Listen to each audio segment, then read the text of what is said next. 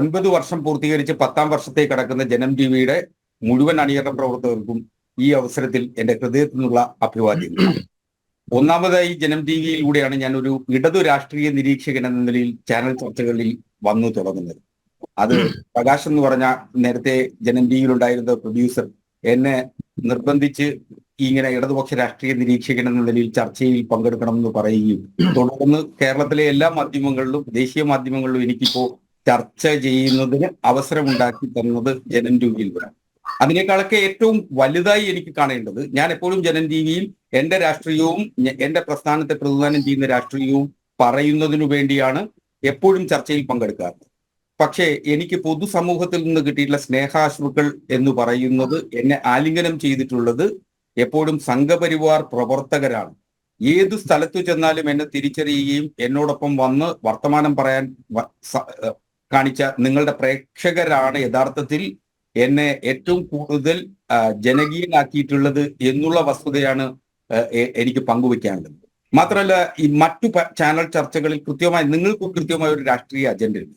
ആ രാഷ്ട്രീയ അജണ്ട ഉള്ളതുകൊണ്ട് നിങ്ങൾ അത്തരത്തിൽ ചർച്ച ചെയ്യുമ്പോൾ പോലും ഞങ്ങളെപ്പോലെ വ്യത്യസ്തമായ അഭിപ്രായം പറയുന്ന ആളുകൾക്ക് യുക്തവുമായിട്ടുള്ള സമയം തരികയും അതുപോലെ തന്നെ ഞങ്ങളുടെ വാക്കുകൾ കേൾക്കുന്നതിന് സഹിഷ്ണുത കാണിക്കുകയും ചെയ്തു എന്നിടത്താണ് ജനം ടിവിയെ പോലുള്ളൊരു സ്ഥാപനത്തെ സംബന്ധിച്ച്, ഒരു ദൃശ്യമാധ്യമത്തെ സംബന്ധിച്ച് ഏറ്റവും വലിയ അംഗീകാരമായി മാറുന്നത്.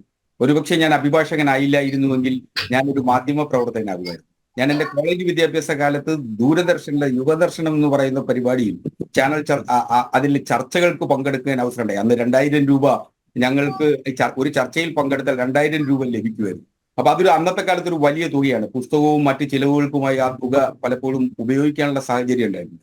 അപ്പൊ അന്ന് അതിന്റെ പ്രൊഡ്യൂസറായിരുന്ന ശ്രീമതി PR ശാരദ മാഡം അന്ന് എന്നോട് ജേർണലിസം പഠിക്കാൻ പോകണമെന്നും ദൃശ്യമാധ്യമ രംഗത്ത് വലിയൊരു വിപ്ലവം വരാൻ പോകുന്നുവെന്നും ധാരാളം ദൃശ്യമാധ്യമങ്ങൾ വരാൻ പോകുന്നുവെന്നും അതേ മുൻകാല കൂട്ടെ പറഞ്ഞു.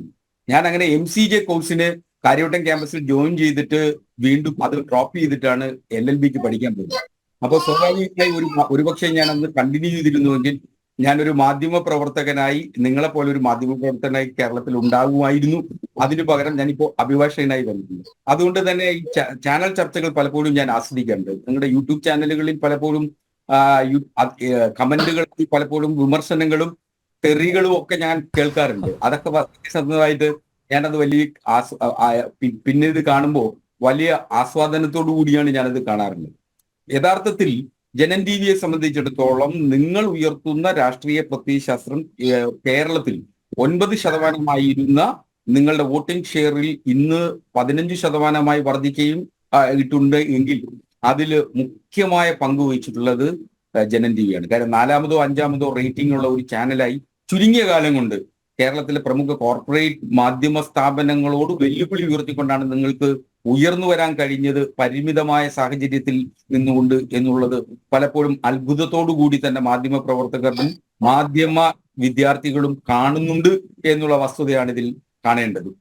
മാത്രമല്ല, നിങ്ങൾ എതിരഭിപ്രായക്കാരെ, നിങ്ങൾക്ക് വേണമെങ്കിൽ നിങ്ങളുടെ മാത്രം അഭിപ്രായം പറയുന്ന ആളുകളെ വെച്ചുകൊണ്ട് ചർച്ചകൾ, കാരണം നിങ്ങളുടെ പ്രേക്ഷകരെ സംബന്ധിച്ചിടത്തോളം മഹാഭൂരിപക്ഷം പ്രേക്ഷകരും കാണുന്നത് സംഘപരിവാർ ബന്ധങ്ങളുള്ളതോ അതേ രാഷ്ട്രീയ ആഭിമുഖ്യമുള്ളവരോ ആയിരിക്കാം.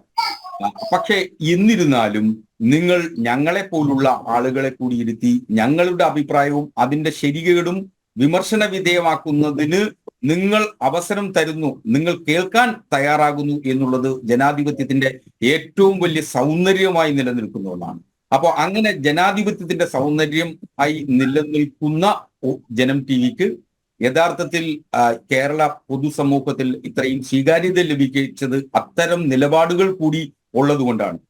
എല്ലാ അർത്ഥത്തിലും നിങ്ങളോട് കടപ്പെട്ടുകൊണ്ട് തന്നെയാണ് എന്നെപ്പോലുള്ള ആളുകൾ, ഞാൻ ഒരു ഇടതു രാഷ്ട്രീയ നിരീക്ഷകൻ എന്ന നിലയിൽ ചർച്ചയിൽ തുടങ്ങുന്നത് ജനം ടിവിയിൽ നിന്നാണ്. അപ്പോ എന്നെപ്പോലുള്ള ആളുകൾക്ക് നിശ്ചയമായും ഹൃദയബന്ധമുണ്ട്. അതുകൊണ്ടാണ് പലപ്പോഴും മറ്റു ചാനലുകളിൽ നിന്ന് വിളിച്ചാൽ പോലും എല്ലാ ആഴ്ചയിൽ ഒരു വട്ടമെങ്കിലും ജനം ടിവിയിൽ പങ്കെടുക്കണം. അതെന്റെ കുടുംബ വീട് പോലെ അത്രയ്ക്ക് ബന്ധമുള്ള ഒരു സ്ഥാപനമാണ്.